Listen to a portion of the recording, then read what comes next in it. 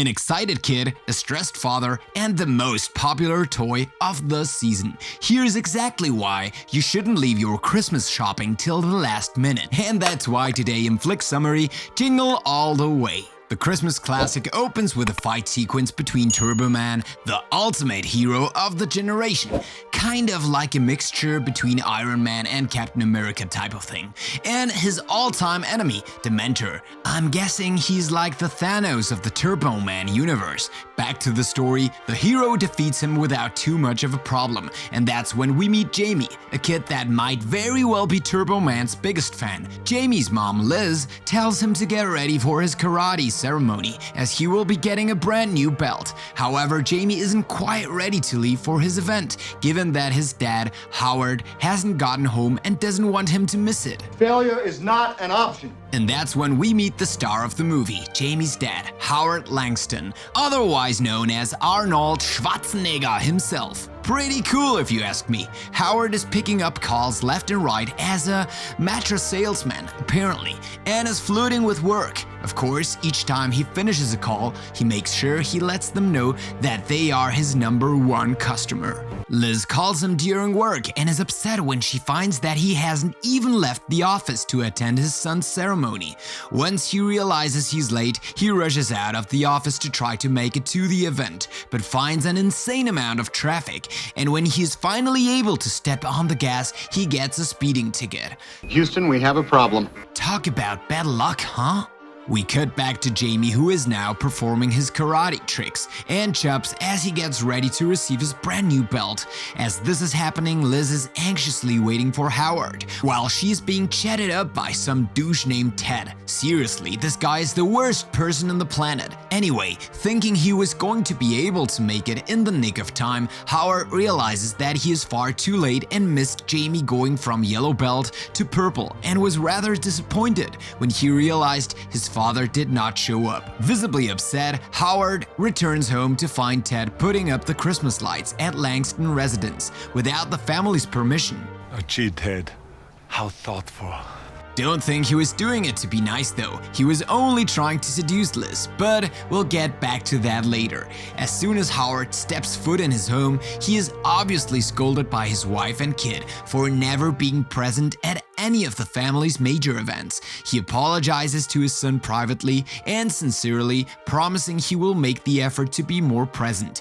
But you see, Jamie not only wants his dad to attend his events, he wants him to get him a special gift for Christmas this year. And it's none other than Turbo Man, the hottest toy of the year. Jamie excitedly tells Howard all of the toy's features and even imitates the commercial to an impressively accurate scale. I want the Turbo Man action figure with the arms and legs that move, and the boomerang suitor, and the rock and roll jetpack. Howard finally gets his son forgiveness as he promises to get him the thing that Jamie wants more than anything in the world, his Turbo Man toy. Fast forward to Christmas Eve, Liz asks Howard if he remembered to get Jamie the Turbo Man present he wanted, which he forgot about. Obviously, he tries to play it cool and pretends he already has it, but left it at the office, quickly leaving the house to search for the precious toy at whatever store he can, as he promises to make it back in time for the Christmas parade. Howard speeds off to a nearby toy store where he encounters Myron, a postman who I'm still not sure if he's the villain of the story, that is also desperately searching for a Turbo Man action figure. Myron talks non-stop about whatever crosses his mind at the moment, but Howard can't afford to listen, asking employees about the toy, but of course it's sold out, with the only available option being Booster, Turbo Man's sidekick who apparently everyone hates. You know what? Nobody likes you, Booster. He leaves the store and is once again setting out to search for Jamie's present, the one thing he promised he'd get right. Howard visits countless toy stores, but doesn't strike luck in any of them as he grows more and more stressed. We then cut to Liz, who is making Christmas cookies for the family, while Ted says he's helping but is only eating the food and once again trying to seduce her. Howard calls the house phone, but Ted picks up the phone and attempts to imply that something is going on between Liz and himself, making Howard fume in anger as he screams at Ted to not eat his cookies. Oh, these cookies! I gotta get the recipe from Les. Put that cookie down! See? I told you he was an asshole. Howard eventually hangs up the phone and runs into Myron, the postman from earlier. Myron suggests forming an alliance between the two so they can help each other out in the Turbo Man search. However, Howard kindly refuses, telling him that he's got no time to waste. This makes Myron go full-on Joker psychotic mode, as he insults our main guy and promises revenge. You are a sad, strange little man, and you have my pity. While the postman is spewing hate, some guy across the street is bearing good news. The toy store at the mall has just received a shipment with a limited number of the action figure everyone so desperately wants. Howard rushes to the mall and once again encounters Myron. The rules are fairly simple. They need a ball in order to be eligible to buy the toy due to their limited number of stock. Of course, people go ballistic and the toy store quickly becomes a madhouse, with everyone fighting and struggling just to get a simple ball. Relax, okay? Our guy manages to obtain a ball, but he accidentally drops it to the bottom floor of the mall. He wastes no time in chasing it down, but a little girl has gotten a hold of said ball. Howard tries to coax her into giving it back, but the little girl refuses, causing our not-so-great hero to try to take it from her, as the girl's parents accuse him of being a pervert. Fair assumption, not going to lie. Feeling defeated, Howard gets a ray of hope in the shape of one of those mall Santas. You see, they have a way of getting him the Turbo Man he wants. He just needs to drive them to the warehouse where they keep their toys. You would think that a person with common sense would refuse their offer, but seeing as he has nothing to lose, he accepts. They leave the mall and head to a sketchy warehouse that is filled with dozens of Santas and elves, making it appear at least a little more legit. Howard purchases Turbo Man for the small amount of $300. Desperate times call for desperate measures, certainly. However, as soon as he lays eyes on the expensive toy, he realizes it's the international version of Turbo Man, and that he has been scammed. You lied to me. The fight breaks out between a bunch of Santas and elves versus Howard, but it's Arnold Schwarzenegger we're talking about. He puts up a good fight. An entire police squad arrives at the scene and puts a stop to the fake Turbo Man operation, while Howard pretends to be an undercover detective that was about to bust them. This must be the sloppiest bust I've ever seen in my entire career on the force.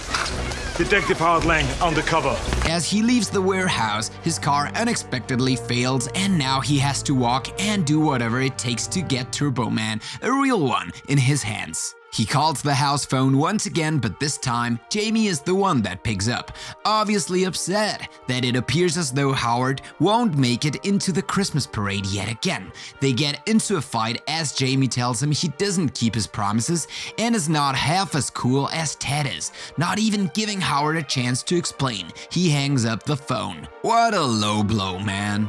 Howard then heads to a diner to catch a breath and once again runs into Myron, who seems to be in a much more peaceful mood and not so keen on executing revenge.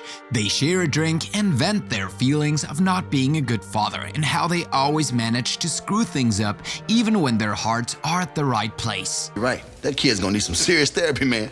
Myron then talks about his own disappointments with his father, explaining that due to his constant absence, he grew up to be a loser. This is getting kind of bleak, isn't it? As Howard falls deeper into desperation, the peaceful moment between the pair is over when a radio announcement interrupts it. Apparently they have a Turbo Man figure at the station, and whoever can answer a question correctly will be able to get their hands on the doll. Of course, that means truce is over between Myron and Howard. Our man speeds off to the station and breaks in like a madman, doing everything he can to get Jamie exactly what he wants. However, his plans backfires when the host is scared of the lunatic that just barged in and immediately calls the police. Things get worse when Myron also breaks in, claiming that one of the packages he has is a gun, and if he doesn't get the doll, well, he will be setting it off. As you may have guessed, the so-called gun is only just a harmless random toy. The radio host then explains that he doesn't have the doll on him. He only has a gift card to be able to get it whenever it gets back in stock.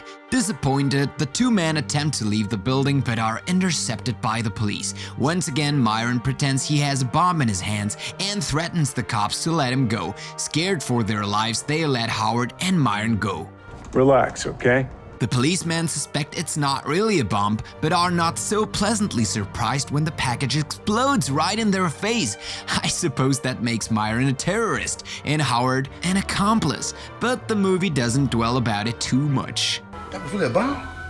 Just a sick world we're living in. Sick people. Seeing that he was not able to fulfill the Turbo Man promise, Howard heads home in hopes to be able to make it in time for the Christmas parade. Once there, he notices Ted, who also happens to be his next-door neighbor, is playing house with Liz and Jamie, which obviously infuriates Howard. Now that he's committed to the life of crime, Howard breaks into Ted's home with intentions of stealing the Turbo Man toy he has for his own kid. He is finally able to get his hands on the toy, but feels guilty about stealing from a child, as he should. He returns to Ted's house and places the present safely underneath the tree once again. Just when he thinks the coast is clear, Ted and Liz discover Howard red-handed, causing his wife to disappointedly tell him not to bother coming with them to parade, as she leaves with a despicable neighbor. As they leave, a reindeer, who also happens to be Ted's pet, apparently appears out of nowhere and looks just about ready to kill Howard. That's just the cherry on top. A chase between the two ensues, and eventually our man is able to subdue the animal, apologizing as he does so. Now, more determined than ever to make things right, he sets off to the parade on his own. We will win.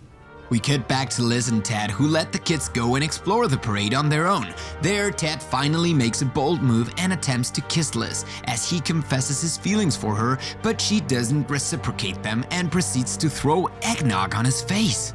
Wow, that didn't exactly go as well as I'd hoped. Go, Liz! Howard finally makes it to the parade, but accidentally gets confused for the guy and is dragged into yet another sketchy warehouse. He gets forced to change out of his clothes and enter a superhero suit that has some Iron Man-style super gadgets that actually work. Cool. He then gets thrown into a parade car, and it is revealed that he is dressed as Turbo Man himself, and he is loving it. I can get into this. He finally feels the love he has been craving from the audience, and even spots Jamie and Liz amongst the huge crowd. The parade commenters then announce that Turbo Man will be choosing a kid from the audience to win a special edition action figure of the beloved character. As expected, Howard chooses his own kid to win the prize, finally getting the doll he wanted after thousands of failed attempts. He calls Jamie by name and has him come up on stage, finally giving Jamie, who is unaware that his dad is underneath the costume, the present he always wanted. You would think Howard would finally be able to let out a breath of relief, but Dementor, Turbo Man's archie enemy, jumps into the stage and orders Jamie to give him the doll. It is revealed that the man behind the Dementor suit is actually Myron himself, trying to steal the figure from Jamie to give to his kid. Things quickly turn rather violent, and Myron even kidnaps poor Jamie as Howard, or rather Turbo Man, goes full-on rage mode on Myron, using the powers in his suit to defeat him. It's Turbo Power! You guys give up, or you're thirsty for more? Howard is finally able to defeat Myron and gets Jamie to safety, and reveals his true identity to Liz and his son, who excitedly hug him. All the while, Myron is apprehended by the police, but before he gets taken to the station, Jamie gives him the Turbo Man toy, claiming that his dad is the real hero, as the crowd cheers him up.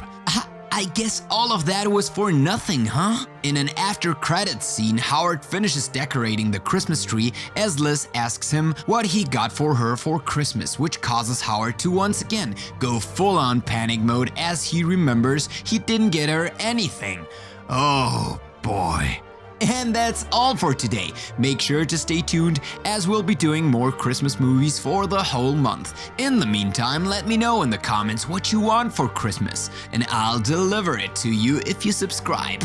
Nah, just kidding. But subscribe anyways. Merry Christmas and see you next time!